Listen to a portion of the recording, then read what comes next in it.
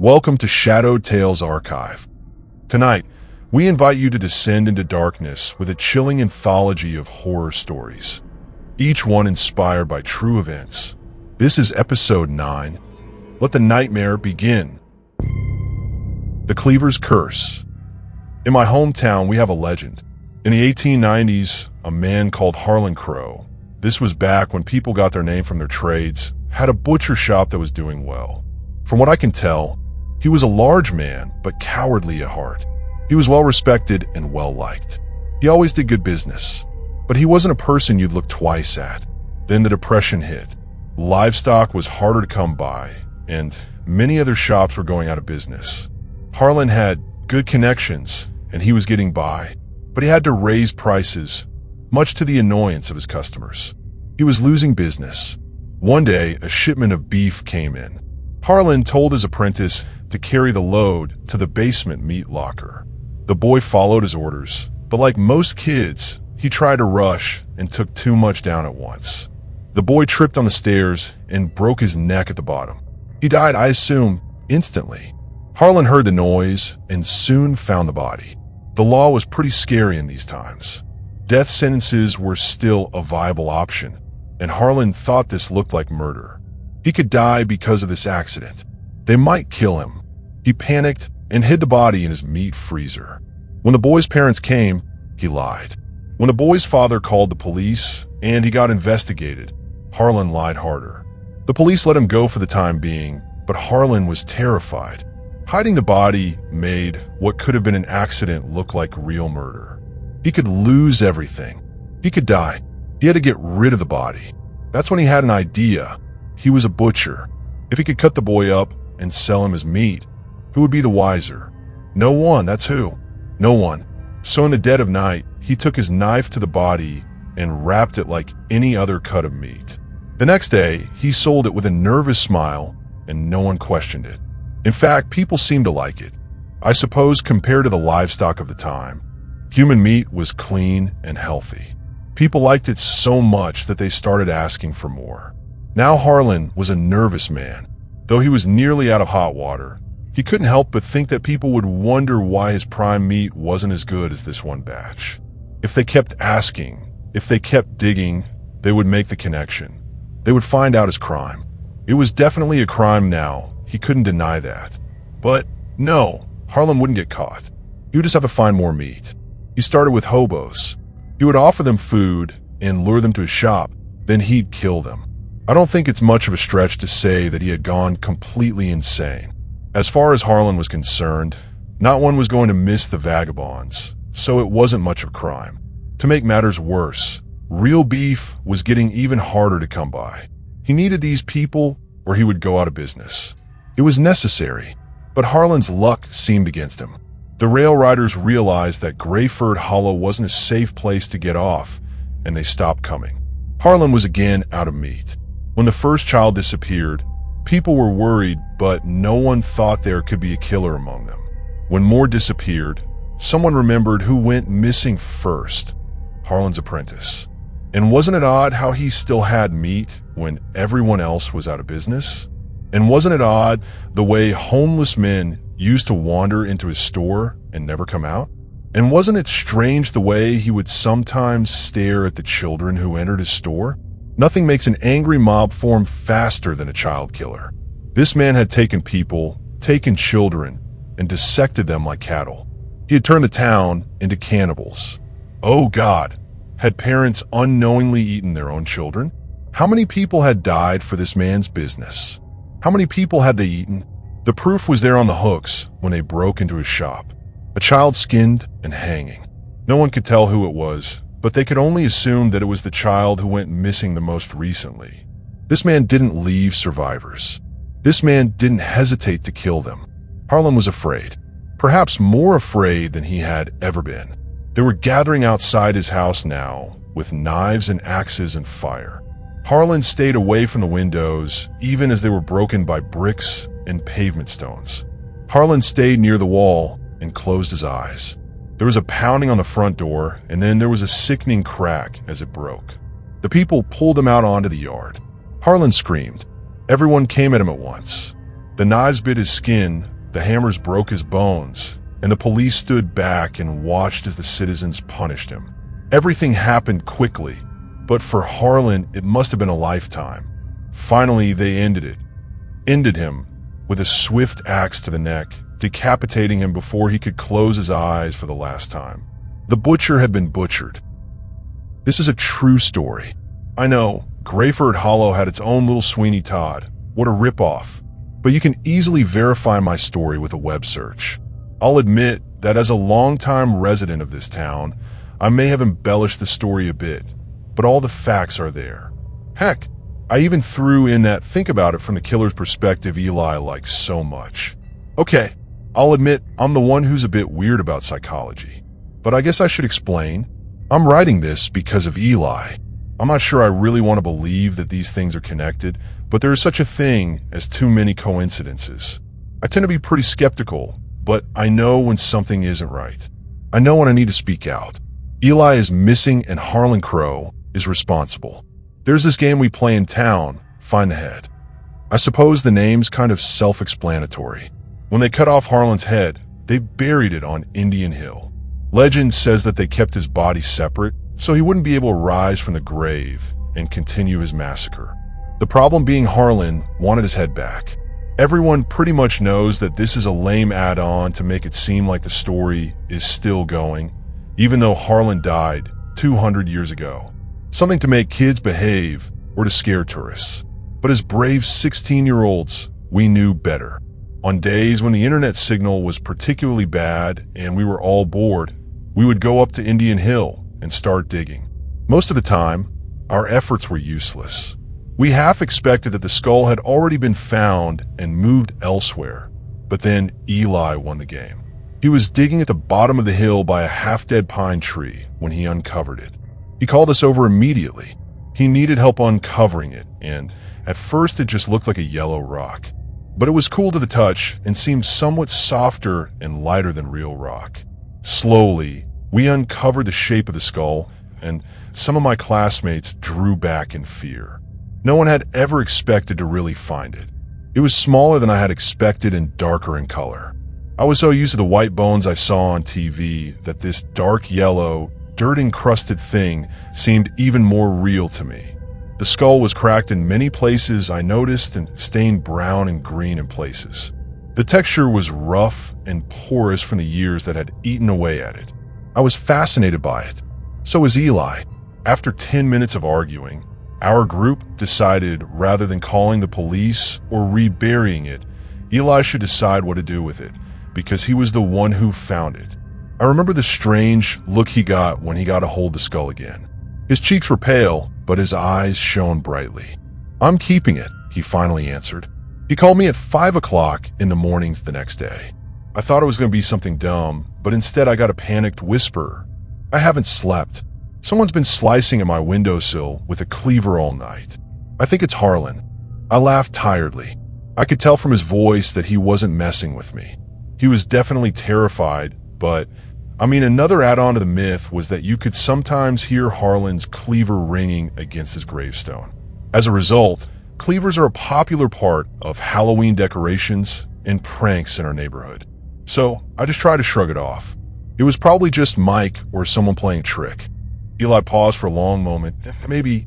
He sounded a little relieved, like he hadn't thought of that. But to tell the truth, I wasn't all that convinced myself. Someone beating the side of your house with a cleaver wasn't what I call a funny joke. But some people are stupid like that. It was probably just a coincidence that Eli found the skull the same day. Or even more likely, one of the kids who was with us was being mean. It had to be a prank, though. There are no such things as ghosts, and even if there were, they wouldn't be able to wield butcher knives. At least that's what I tried to tell myself. Then the cleaver incident happened again the next night, and again the night after that. Eli was really panicking now. The police have been called twice, but they haven't found a thing. No footprints, no fingerprints, no cigarette butts or food wrappers, just the cleaver marks. "Why is he just waiting out there?" he told me anxiously the fourth day. "Why doesn't he just attack? If he attacks, I can at least fight back. If he attacks, at least it will be over. But all he's doing is breaking my windowsill and stealing my sleep." I don't know. I couldn't deny that it was weird. I was worried. Maybe they don't want to attack while your dad's home? But why? Eli said, exasperated. If he's afraid of my dad, why does he come at all? If Dad weren't such a heavy sleeper, he could have been out there with a shotgun by now. Wouldn't it be easier to just wait until my dad is out and then terrorize me then? Why does he have to do this to me? I shrugged again, still having no answers but thinking about something else anyway. You're staying at my house tonight. Eli continued pacing as though he hadn't heard me. And why me? What did I do to deserve this? I mean, it can't be a coincidence that we found a human skull the day he first showed up, but come on. My research says the skull is over 200 years old. It's not like we discovered a recent murder. And none of you guys are getting stalked. Eli, I tried to interrupt. He was working himself into a frenzy. I needed to calm him down. Eli, I'm too young to die. I only turned 16 last month, and suddenly the demon butcher of Greyford is coming after me? How is that fair? I don't even have a license yet. What kind of freak does stuff like this? I mean, I know you get the whole he's a coward thing in your weird psychoanalysis, but how do you know? He lived hundreds of years ago, and now he's back. It isn't fair that some ghost monster can just rise from the grave and attack me for no reason. All I did was find a skull. It's not like he needs it anymore. Eli, I said loud enough that my friend flinched. You're staying here tonight. If some guy is after you, it's better you're not in a place he can find you. Really, he seemed shocked by the offer. I guess he thought I'd be too afraid of attracting trouble. But I was better than that. Friends came first. Really, I confirmed. Some tension eased from his shoulders. Besides, you look like you need some proper sleep. I never dreamed that the man, the human copycat, would find my house too. I was taking a risk, but I didn't really believe he would come. Our day went on as normal. I got permission from my dad for Eli to stay over, and we messed around until midnight. My bed was right next to the window, and Eli slept on the floor beside it. The moment he closed his eyes, he was out, and I thought it was funny. I too quickly fell asleep, until the knocking started. I flinched awake, my back to the window, when I heard the heavy thunk of metal into wood. I blinked, my eyes adjusting to the dark, and I saw Eli's eyes, wide and scared in the dark, the dim light from the window reflecting off of them. He saw me move, and the look he gave me pleaded with me to stay still. Thunk! The noise came again, then a sliding scrape as the cleaver was pulled from the wood. Thunk! Thunk! Oh God, the man was feet from me. His face must have been visible in the darkness outside because Eli's eyes never moved from that spot. Thunk! I didn't dare turn or move, or he would no doubt break the window and kill me. Thunk! I could imagine the weapon slicing through my skin as easily as butter. Thunk! That noise punctuating every cut. Thunk! The man laughed suddenly and my chest clenched. I closed my eyes tightly and waited for him to finally break the window, but all that came was another dull thunk. My beating heart calmed some, but the tension never left it. He was just playing with us, mocking us until he could finally move in for the kill. Thunk! I could see why Eli hadn't thought this was a joke. It wasn't funny. Thunk! And then the noise stopped. I waited for a long time, but it didn't come again. I almost relaxed, but for a small head shake Eli gave from the floor. He was still there. I tried closing my eyes again, tried to block the man's presence from my mind. Then suddenly there was a screeching sound of metal against glass, so sharp that I flinched and gasped in my bed. The man laughed again, and he returned to the steady thunk of cleaver to wood again. At this point, it was almost soothing compared to the laughter. Eli and I did our best to block out the noise. We did our best to close our eyes and sleep, but whenever we actually got close to sleep, the man would change up his routine and scare us anew. It wasn't until 4 or so in the morning that he finally stopped for good. We had a few hours to shut down from our exhaustion before my mother came and woke us up. We were both pale, and my mom was quick to notice. When my dad saw the window, he was pissed, but obviously scared. "Why didn't you call me?" he yelled. He was ex-military and could easily handle any opponent. We were right upstairs. You could have called me for help. He didn't seem to understand how very close this would-be killer was.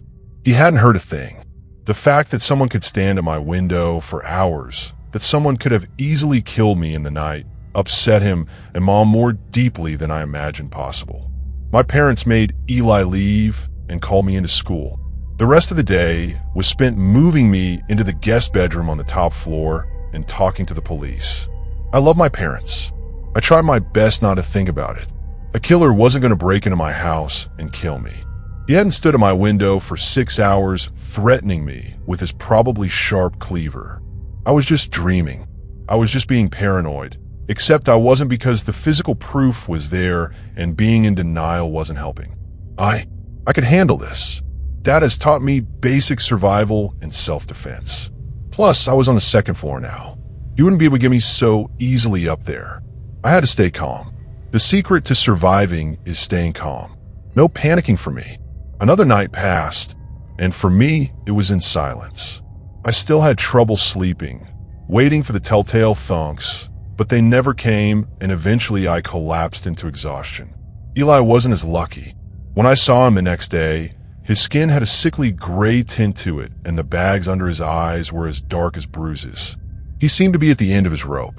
"We have to get rid of it," he said during passing period. "I can't do this anymore. I need sleep." I blinked, and it took me a moment to realize what it was he was talking about. "You mean the skull? You still have it." He was breathing heavily and closed his eyes as though he was resisting hurting me. I haven't been thinking straight. You understand, Noah, I haven't slept in days. Even during the day, I'm not safe. I keep hearing him. I keep hearing that damn knocking. It won't leave me alone. You have to help me. You have to help me get rid of it." I had taken a few steps back because he kind of looked crazy and people were staring. But he quickly moved back into my personal space, a pleading look on his face. "Please." I had somehow walked into an ultimatum. Either I could sacrifice our friendship and do the smart thing, where I avoided going to a secluded place when we knew there was someone stalking us, or I could have his back and do something obviously stupid. Sometimes loyalty sucked. Fine, I sighed. This was stupid. I knew it was stupid, but he was my friend and we were safer as a group. Friends have to be stupid together, I guess. We met up after school, dropped by his house, and rode our bikes out towards the edge of town. We made a deep trek into the for-sale property and got scratched up by trees and bushes nearly every step. My patience was running thin, but whenever I asked why we couldn't just bury the thing already, Eli said we weren't deep enough. It has to be somewhere no one will ever find. At this point, no one will ever find us. I scowled. This was stupid. This was so dangerously stupid. Let's finish this. Eli stopped. All I could see was his back, but in his voice I heard a kind of resolve. "You're right," he said calmly. "Let's finish this." Then he turned around and I saw a glint of silver in his hand. I flinched backwards in shock. A knife. Eli was holding a knife. What the fuck? My friend's face was drawn. He seemed old and tired, but he was looking at me with this hungry look. "Please understand," he sounded guilty. "I have to do this, Noah. I have to do this. It's the only way I'm going to get sleep. He won't leave me alone. He wants blood, Noah, and I have to give it to him." I backed up into a tree, my heart beating fast, my mind reeling for answers. "I don't understand. Who needs blood? What are you talking about?" "Harlan," he sighed sadly. "Harlan's hunting me. He's the one that's been knocking at my window. He's the one making me do this. He choked up and his eyes filled with tears. "If I don't do this, he'll kill me." Suddenly, he lashed out with the blade. I managed to duck out of the way purely on instinct. I felt the ground hard, and the steel of the blade lodged itself in the tree where I had been standing moments ago. I stumbled quickly to my feet and tried to put as much distance between us as I could.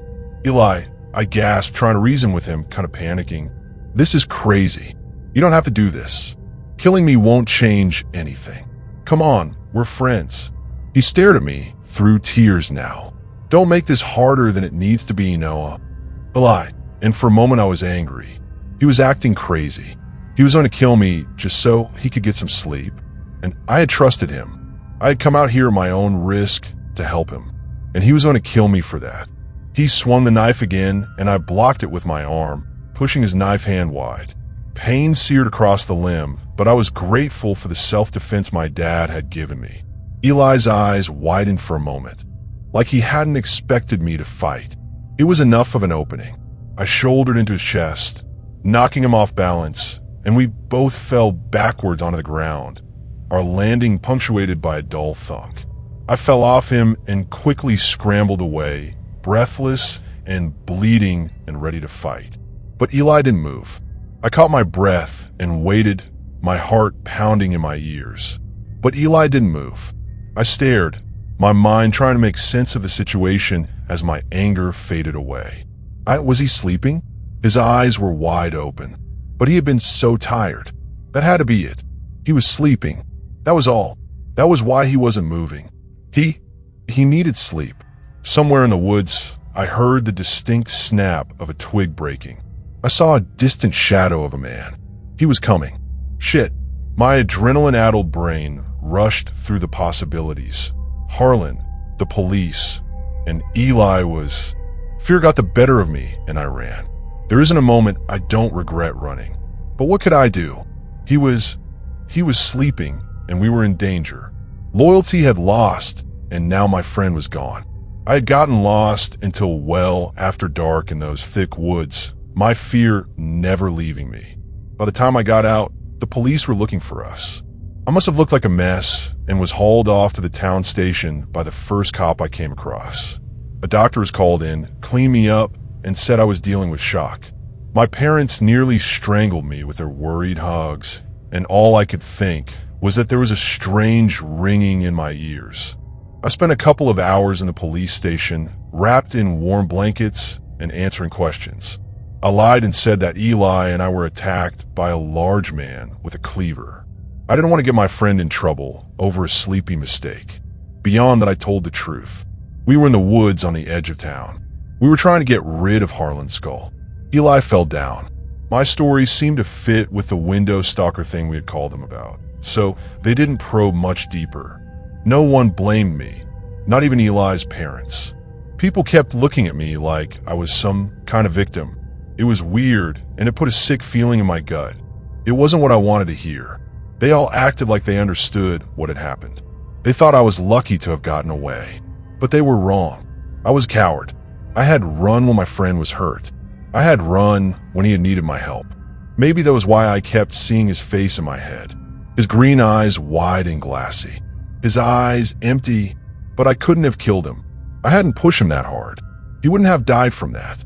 I was wasting time thinking about it. No, it had to be Harlan. This wasn't my fault. This man had come knocking at our window with a meat cleaver. This man had driven Eli crazy. This man was in the woods that night. He was the one who took Eli. He was the one who killed him. They never found the body. I miss him, and I'm sorry that I left him there alone. Eli is missing. Harlan Crow was responsible for it. The Rose Covenant. August 1st marks the 10th anniversary of the day the hunters came, though none of my family celebrates this anniversary. I'm only telling this story because I owe it to those men who saved us that day. I'll be honest. It was my fault. It was all my fault. 10 years ago, I was a sadly unpopular, unattractive loner girl in my high school. I had no friends growing up in rural Montana and no extended family to visit. I was raised by a single mother all of my life, and together we both took care of my younger brother, Lucas. My mother took us to a small Catholic church every Sunday for Mass, even though I never really believed in any religion. Apparently, she baptized me as a Catholic, but I don't consider myself beholden to the church. So, being a 16-year-old girl with no friends and no boyfriend, I desperately wanted someone to talk to.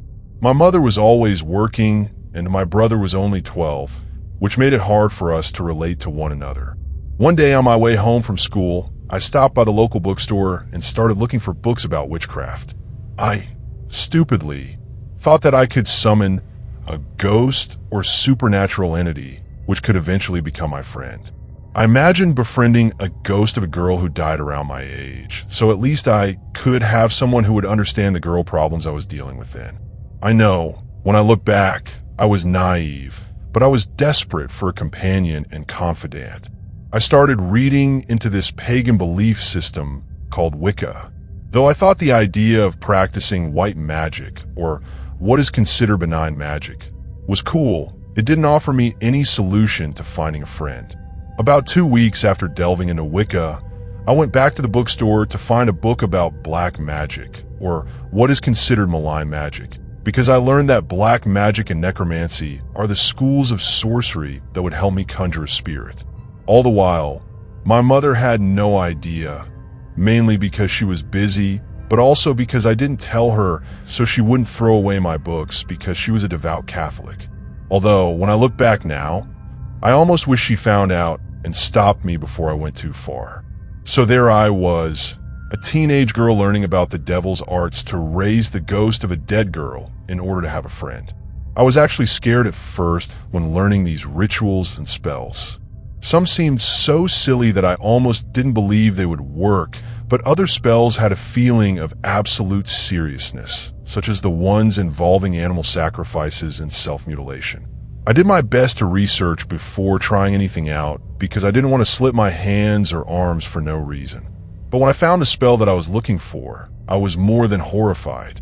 Before I had to make the sacrifice, I had to pledge my faith to the darkness and had to chant every night for hours on end using pentagram symbols and candles. I lived in a small home, but in Montana we had 5 acres of wooded land behind us, so I would go into the woods at night to do my chanting. It was difficult at first because I was afraid of every sound I heard coming from shadows. But after a month of performing my minor rituals, I became more in tune with the darkness. I started to feel more depressed, but comfortable in my depression, and I would constantly think about morbid things. I would draw pentagrams in class when I was supposed to be taking notes, and my whole being really changed. People started to notice me at school for the wrong reasons. I didn't dress like a stereotypical Gothic person, but I did wear darker colors and had some kind of malevolent energy always about me. I stopped smiling and laughing, and I became more reclusive than I already was. But when I was in the midst of all this, I didn't really notice. Eventually, it came time for me to summon my spectral friend. I went to the graveyard on a Friday night and had found a headstone of a girl who died when she was 17 years old. I won't give her full name out for the sake of respect for the dead, but I knew her as Lilith. It was a terribly gruesome rite I had to perform, but by that time, I had undergone such a transformation of character that I didn't even feel remorse. On Lilith's gravesite, I chalked a pentagram, lit my candles, and slit the palms of my hands. Then I took the stray kitten which I found wandering around the outskirts of town. This was common for stray cats and dogs to loiter in the boondocks of my town, and I slit her throat. My blood and the kitten's blood mingled on the soil of Lilith's grave, and after reciting certain incantations, her shadowy form rose from the earth. I was shocked that it worked, but even more frightened of her. I expected to see a whitish or bluish spectral image of the girl whose grave I had defiled, but I never saw Lilith that way. She was always just a black shadow. She had the shape of a teenage girl. She had the voice of one too, but never had a face. It was as if she was a perpetual silhouette, which made it slightly difficult to befriend her. She had no eyes that I could look into and see a reflection of my own sorrow. Nor did she have hair I could braid or a smile that I could find solace in. She was just pure darkness. Despite her off-putting essence, she was kind to me. She followed me back home and found peace inside of our one-story house. Lilith liked to stay in my closet and would only come out at night and follow me to the woods to watch me continue performing rituals to confess my ever-growing faith in the darkness that had brought her to me. All was well for a few months until I began to notice her increasing affection toward my younger brother. I told her that Lucas was only 12 years old, but she took a weird liking to him anyway. Eventually, she would leave the closet in which she slept only to stare at my brother while he was laying in bed. I asked her to stop, but she wouldn't. She kept telling me that there was something special about his soul that she found so endearing. Soon enough, Lucas began to hear something follow him around the house during the evening hours, and he would complain to my mother, who only blamed his young imagination.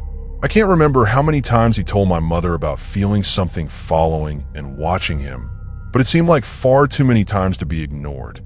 Despite all this, I stayed quiet, not wanting to reveal my secret involvement with necromancy and Lilith. I tried to comfort my brother by telling him there was nothing to worry about, but he refused to believe me. I had another talk with Lilith about staying away from Lucas, but she didn't take my words seriously. Instead, she became violent and knocked my nightstand over along with the pictures and glass of water that were on top of it. Now I had started to fear Lilith, but sadly, it was much too late.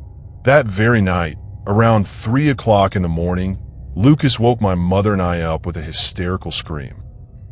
My mother rushed into his room, not knowing what to expect, but I stayed in mine, not wanting to see what had happened. According to my mother, she saw a black shadowy form grasping onto Lucas's arm as he tried to leave his bed. At that instant, she threw a book from his desk at Lilith, and she relented her hold on my brother. Then I heard Lilith speaking some strange language, which I later found out was Latin. And when I finally left my room, I saw my mother laying in the fetal position, weeping incessantly. I began to cry too from the shock of seeing my mother so defeated. Lilith left Lucas's room and began to run to every door in the house, opening and shutting each door 6 times before moving on to the next one. As she did this, her voice morphed from the teenage girl's to what can only be described as a voice of a demon. Lilith kept repeating something in Latin, which to this day, I do not know what it was, nor do I want to know, and finally I grabbed the keys to the car and dragged my mother and brother outside the house, and just started driving. No sooner had the last car door closed.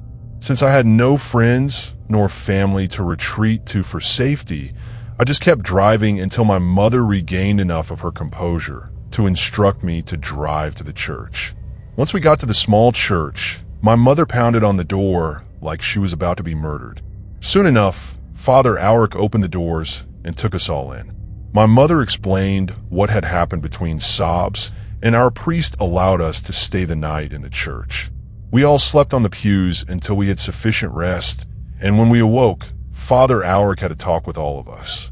I know, Clara, my mother's name, that you believe you saw a demon, but to be sure, we will all go to your home after you've had breakfast, and I will perform a blessing. Father Alric decided to fast since he intended to bless our house. So after my mother, Lucas, and I ate food, we drove our separate cars and arrived back home together. My mother was noticeably disturbed, and Lucas was unusually cautious, but I was nervous that the priest would find out why Lilith was there in the first place.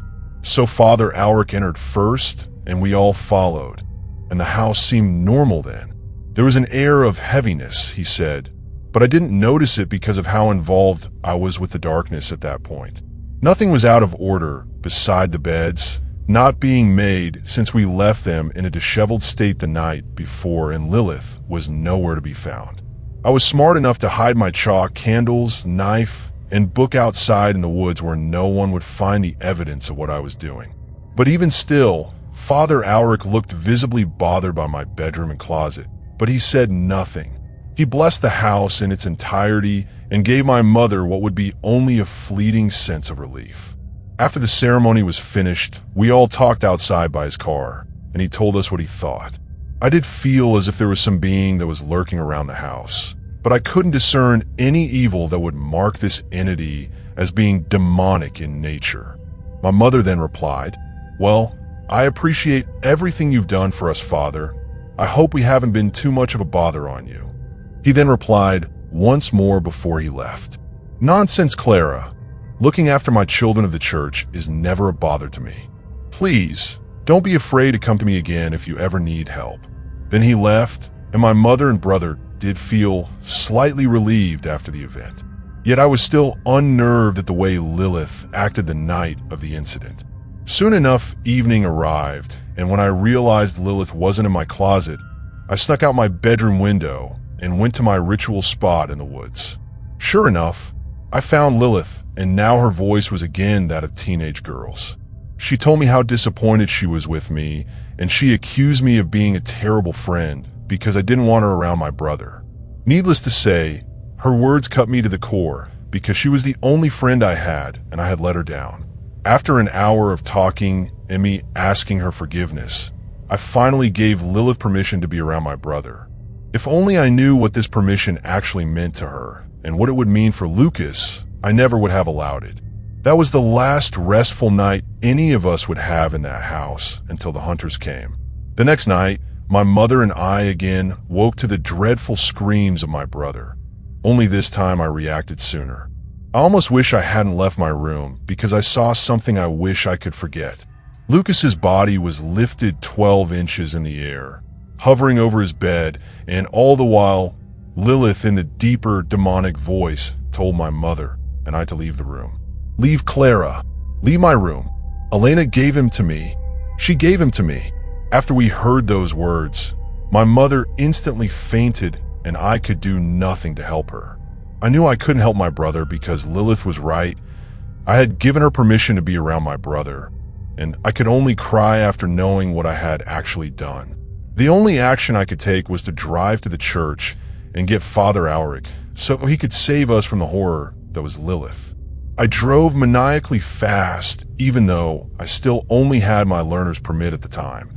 And when Father Alric opened the church doors to see me standing there alone, without me having to say a word, he knew something was wrong. He grabbed his holy Bible, holy water, his crucifix, and a coat and drove us in his car. It was the most awkward car ride I've ever had and probably will ever have.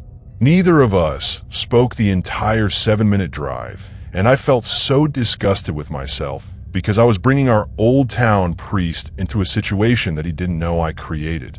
I have many regrets in regards to this entire experience, but this had to have been the biggest regret. I didn't tell Father Alric about Lilith, didn't tell him how she came to be in our house, nor did I tell him how she had rightful control over my brother. I wish I told him before he learned it all from Lilith herself. So we walked into the house, and at the end of the hallway we could see my mother's legs around the corner where she had fainted, and we heard the deafening noise of a door constantly opening and slamming. It was dark, but I could plainly see fear in Father Alric's eyes when he became immersed in the nightmare with us. Father Alric was a kind, old priest who had lived in our town for 2 decades, and it was clear to see that he had never dealt with any evil of this magnitude before. I struggled to find words that could fitly describe the fear that I felt when I realized that our priest was physically, mentally, emotionally, and spiritually incapable of defending us against this monster. After he endured the initial shock of entering the house to the sight and sounds that greeted us with shaking hands, he opened his Bible and began to recite verses with an equally shaken voice. After only a few minutes of reading select passages from the Bible, Lilith became irritated and decided to confront us. Only this time, we were not facing her shadow. Lucas was crawling on his hands and feet toward us from the hallway and growling the entire time. As he came nearer, we could see from the scanty light of our night light plugged into the wall that his eyes were pitch black and his face was unnaturally contorted in a way that barely resembled my younger brother. Finally, I broke down. I couldn't hide my secret any longer because of the harm she was causing us. So I fell to my knees and started to cry out to Lilith, pleading for her to leave us alone. Please, Lilith, please don't hurt us. Please leave us alone. Please don't hurt my brother. Lilith, now using her girl voice, I assumed to mock me, said, "But Elena, you gave him to me. Remember Elena? You gave him to me." At such words, Father Alric stopped praying and looked down at me. He put his hand over his face as if he was ashamed for what evil I had invoked. With faint words muffled even further by my weeping, I pleaded with our priest, "Please, Father, please help us." He found the strength to open the bottle of holy water, and he cast the blessed liquid upon my brother while reciting more prayers. His body began to flail about, and he growled even more until Lilith finally had enough. Still in my brother's body, she left through the back door, but not before opening and shutting it 6 times before she left. I knew she had fled to the safety of my ritual grounds, but I also knew that she was not going to be gone for long. After Lilith departed for the night, before checking up on my mother, Father Alric knelt to the ground in front of me and roughly grabbed my shoulders. With tears pouring down his face, he shook me with what strength he had left and chastised me, saying, "What have you done, girl? What have you done?" I could only reply, while looking away from his face, "I'm sorry, Father, I'm sorry."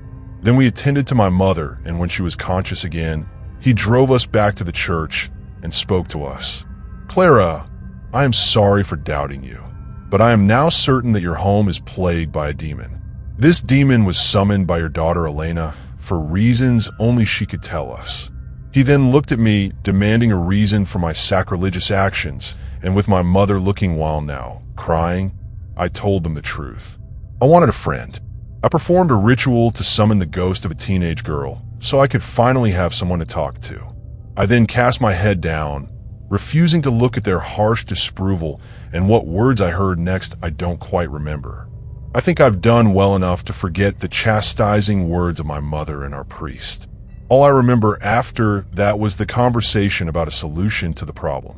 "Clara, I'm terribly sorry, but I'm too old and unpracticed in the workings of demons to rid this hell spawn from your home by myself." My mother then replied, "What about the bishop? Can you call him and ask him to do it for us?" Then Father Alric continued, "I could contact the bishop of our diocese and tell him what has happened, but without more and substantial physical evidence, he would not be able to come out here to deal with this demon. It could be months before the church approves of any considerable action in regards to this problem." Now my mother, in dire straits, pleaded with our priest and asked, "Can you please call him anyway? There has to be something he can do. You saw that demon, Father. We can't go back home, we just can't." Father Alric took a deep sigh and relented, saying, "I will call him." We left his office and sat in the pews again for at least half an hour before he called my mother and I back in to tell us what could be done. I called the bishop, and I expressed to him the urgency of our matter and the lack of force we have in order to deal with such a malignant entity.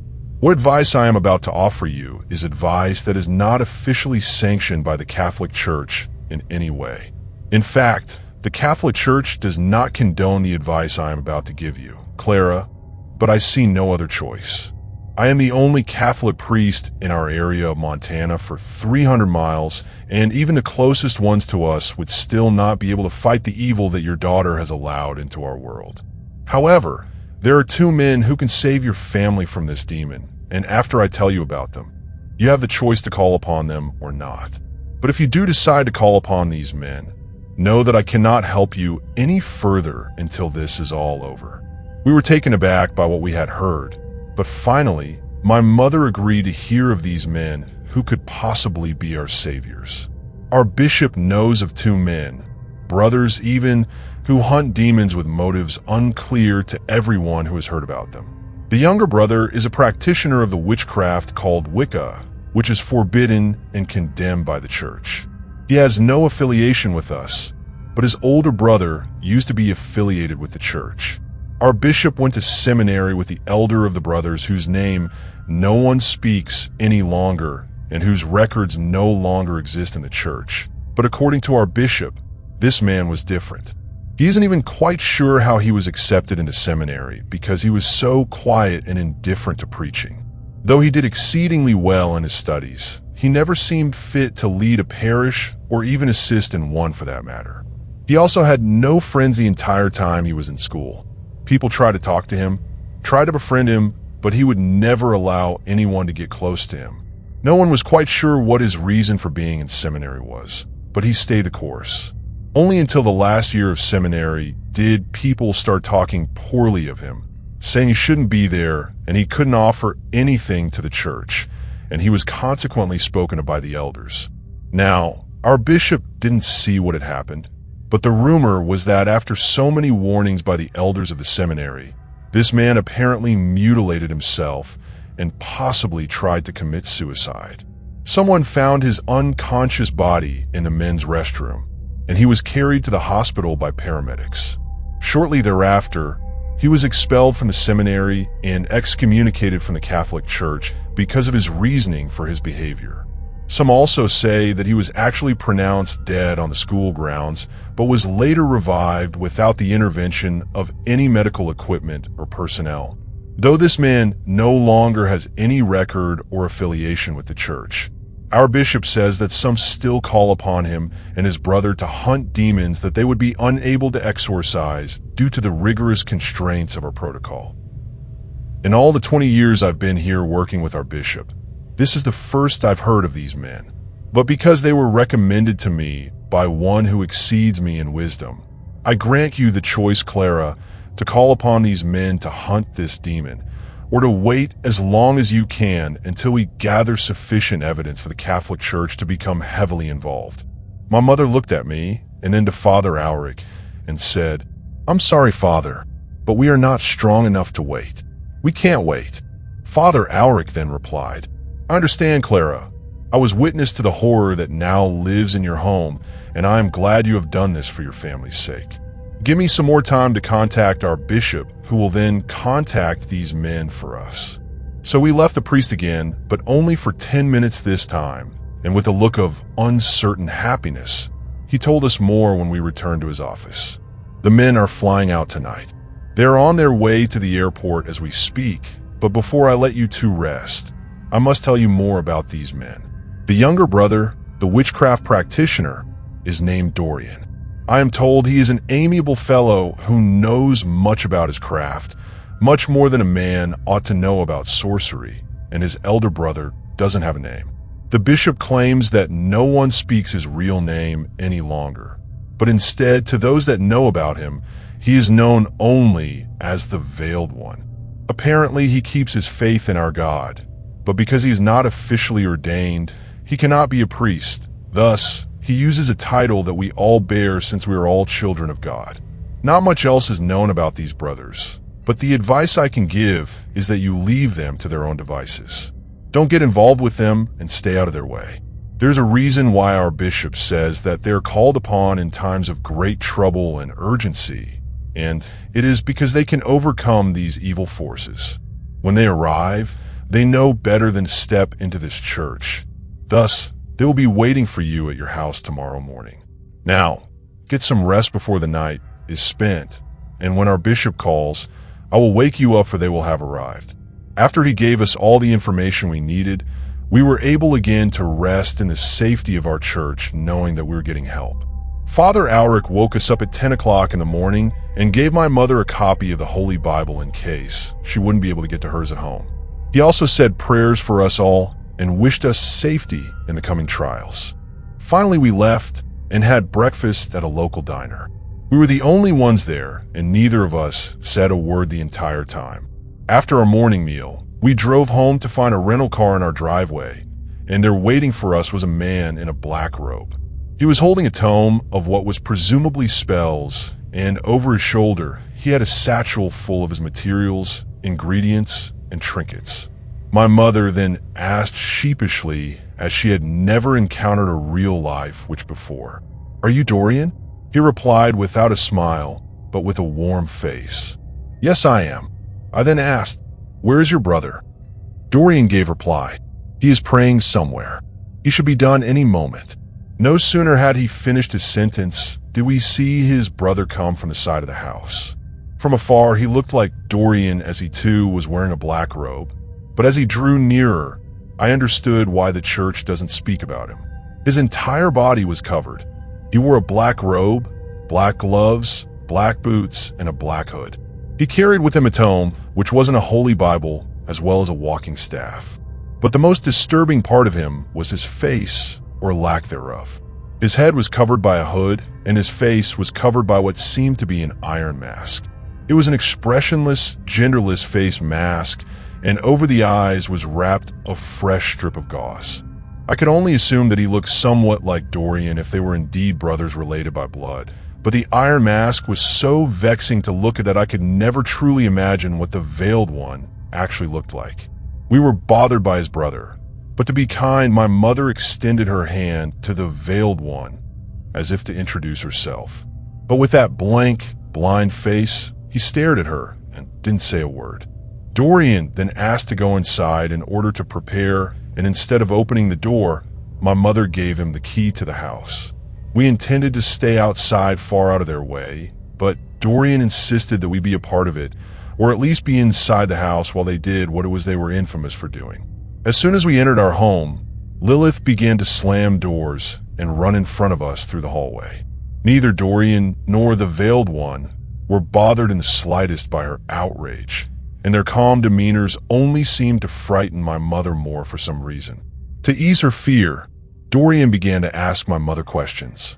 How did this demon get here, and why has it possessed your son? My mother reluctantly looked at me and said, "You explain to them, Elena." So I had the attention of both Dorian and his brother, and I told them the story of Lilith and Lucas. As I neared the end of my story, Dorian began flipping through his tome, and when he found the page he was seeking, he reached into his satchel and retrieved a vial of powder and a flask of liquid of which I didn't ask the names or purposes. Then I heard the Veiled One speak for the first time.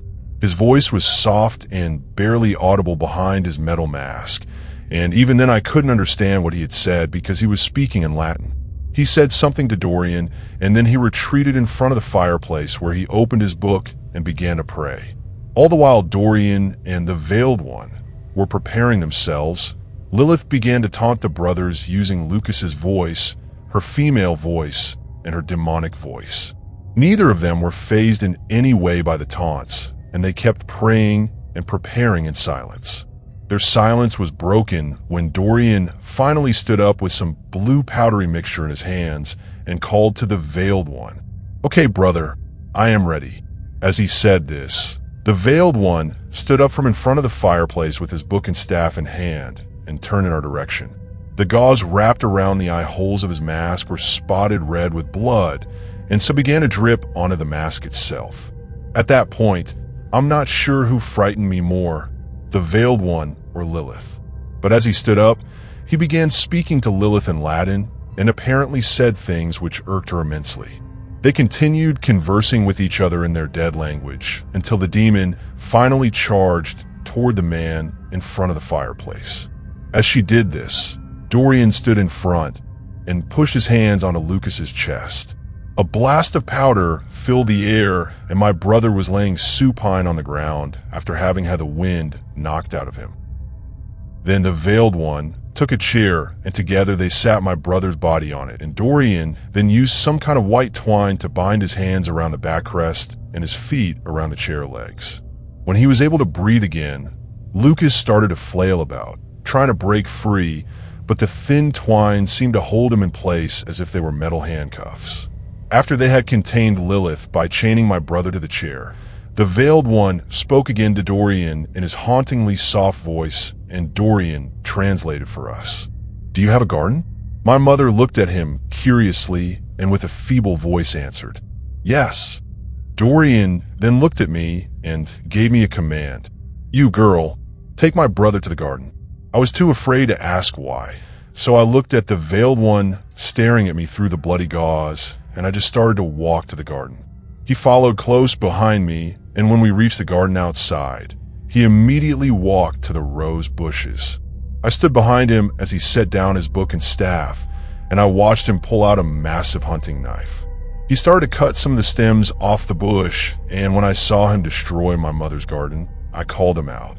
"Hey, what are you doing?" The instant I said that, he turned around and glared at me through the now bloodier gauze tape. He then pointed his finger at the door as if to tell me to go back inside. I was upset that he was killing our rose bushes, but I was too intimidated to argue with him. A short while later, he came back in the house with a tiara made from our best roses. It was actually very beautiful and well put together. It looked like something I would have liked to wear, if not for the thorns and stems.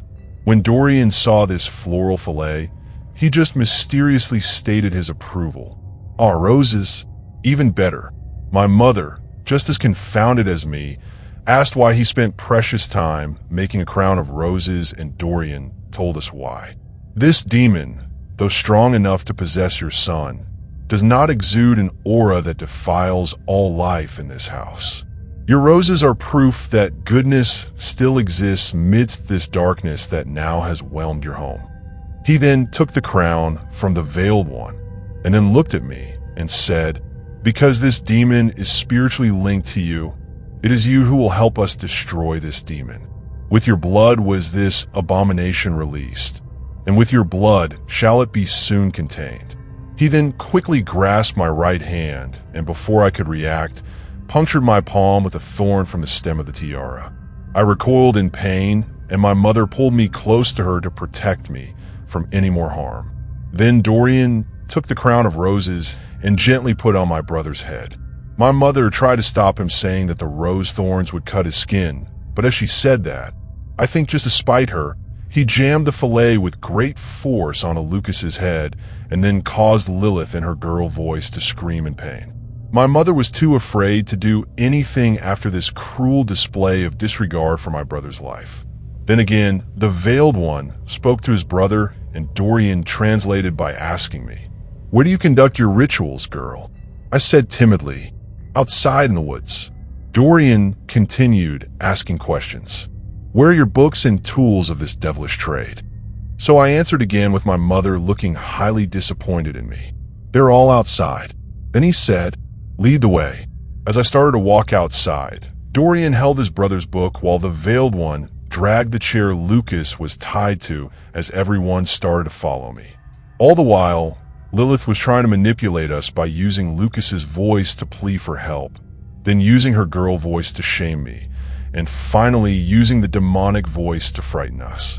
My mother was nervous, but the Veiled One tried to reassure her by saying something in Latin. Needless to say, his soft-spoken words didn't do much to calm my mother. Finally, we reached the woods and my ritual site. When my mother saw the chalk pentagram, she nearly swooned and sighed. "Oh goodness, Elena, how could you do this?" I didn't answer, but instead retrieved my treasure chest that had all my candles, my chalk, my knife, and my books in it. Dorian looked inside, moved things around, and then closed the lid. Then he motioned to his brother, and the Veiled One lifted Lucas in the chair and placed him in the center of the pentagram. The demon inside of him was furious and again began to flail to no avail. Now, standing just on the outside of the circle, the Veiled One had his book again and began to recite prayers in Latin. As he was doing this, Dorian took a large jar of green powder and started to carefully pour it over the chalk pentagram. My mother was startled and quickly asked, "What are you doing? What is that? It smells like gunpowder." Dorian, without turning to look at my mother, in an annoyed voice, commanded her, "Quiet, woman." As each of these men were preparing for whatever rite they had planned, I noticed the gauze wrap of the Veiled One was soaking wet with blood, and it seemed as he prayed longer and longer, more tears of blood dripped onto the mask. Finally, Dorian had covered the entire circle and star with a thin layer of green powder, and then he set my box of necromancy supplies underneath Lucas's chair. He then took a lighter out of his satchel and lit the edge of the ring on fire. I don't really know if that was green color gunpowder, but it smelled and burned like it. At the instant he kindled the flames, my mother tried to rush toward Lucas, but Dorian pushed his hands in her chest and knocked her flat on her back. She was heaving for air as her wind had been knocked out, and I stooped beside her holding her in my arms. Soon enough, the entire pentagram shape went ablaze, and then the box underneath my brother caught on fire. As this happened, my mother finally fainted from what I assumed was pure panic and a lack of oxygen. I tried to turn away, but I couldn't help but look. Now in a frighteningly deep and loud voice, the Veiled One began to chant even more, and it seemed like his words were some kind of acid being poured on Lilith. Now using only her demonic voice, I couldn't tell what she was saying to him, but it sounded like she was trying to reason with him, almost like someone tries to reason with their murderer before they are slain. Then I watched as Dorian pulled out a small box from his satchel and walked behind the pentagram, facing his brother on the other side. The Veiled One slowly lifted his hands while still holding his staff and book, and as he did this, the fire rose higher as if he was a puppeteer pulling on the strings of the flames. Then I remember blinking because he shut the book, which made a loud thud, and then he held his staff over his head while walking through the fire to my brother. As the Veiled One walked toward the center of the circle, Dorian did the same from the other end. He continued to pray a little more until finally he drove the uplifted staff straight into Lucas's chest where his heart would be. Then I saw the shadowy Lilith leave through my brother's gaping mouth, and as she finally left his body, Dorian held the small box over his face and captured her essence. He quickly left the circle and wrapped the box in the white twine, and he poured a vial of liquid over it once it was tied shut. After he doused the box in the liquid, the fire was extinguished, and I saw only a circle and star of ashes where the pentagram was, a pile of ashes underneath Lucas where my box was, and ashes covering his face and head where the rose crown was. All the noise and fervor had ceased, and Lucas was fast asleep. My mother was still unconscious as the hunters prepared their belongings and cleaned up the mess. Both Dorian and the Veiled One gave me their books and staff to carry for them, while Dorian dragged Lucas in his chair, and the Veiled One carried my mother in his arms like a dead body. When we got back inside the house, the Veiled One laid my mother on her bed while Dorian untied Lucas and laid him on his bed. They then took their books and staff from me and without a word began to walk outside. I followed them close behind, and as I realized they had no intention of saying goodbye, I decided to give a farewell. "Thank you for saving us." Dorian continued walking, just completely ignoring me while his brother, the Veiled One, turned around one last time and stared at me. Through the blood-stained gauze over his iron mask, I could feel him looking into my soul, and he said to me, "I pray that I may never see you again."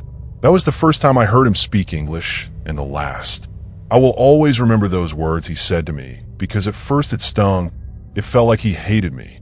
But when I think about it now, when I look at my 2-year-old daughter, I realize the sentiment is mutual. I also pray that my daughter doesn't make the same mistake I made growing up. And I pray that I may never have a reason to see those men again. And that was tonight's tale from the Shadowed Tales archive. If it left a mark on your mind, if the silence feels heavier now, then the story did what it was meant to do. Don't forget to like, subscribe, and share the darkness. New stories are always on their way. Until then, keep the lights low and the doors locked.